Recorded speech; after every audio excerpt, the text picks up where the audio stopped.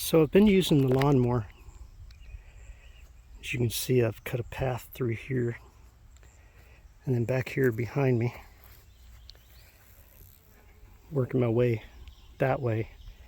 I'll be knocking all that down with the mower. I'll take the mower and move it up to its highest setting, highest up off the ground setting, and go through and be knocking down the taller stuff. And as it bags up there, I carry the bag over here, and this is a garden spot that I'm working on. So I empty the bag here. You can see today, some of what I've done here. Another spot right down there and some there. So as I'm mowing, I did kind of move some of that as well and around it today. So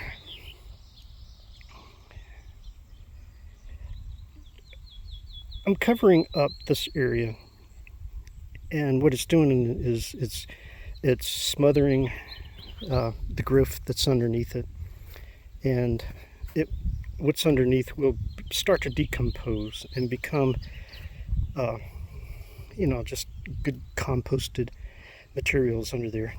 And as I go through time of mowing, and I'm going to be doing a good bit of mowing and bagging it up and bringing it up here and just layering it like a lasagna, I guess you could say.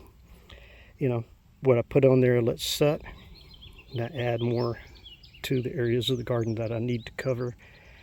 And eventually it gets to a point to where there's nothing coming up. You can see where some of this grass here is popping up, but I'll just add more and add more and add more as time goes, and eventually all the plants that are underneath will die off and decompose and become good compost. And yes, there are a lot of seeds.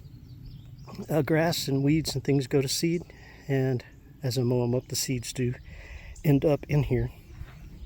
But one way to combat those seeds sprouting and coming back is I will end up, after I get this all covered in really good with this organic material, I will come back behind with a dark tarp covering type thing, and I will totally cover this whole entire area.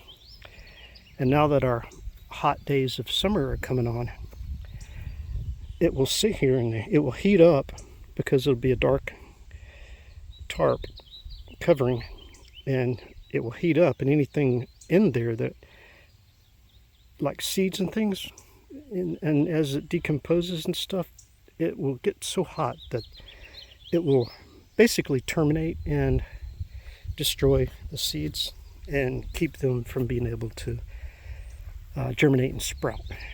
And if they are germinating and sprouting during that time, they're not getting any sunshine.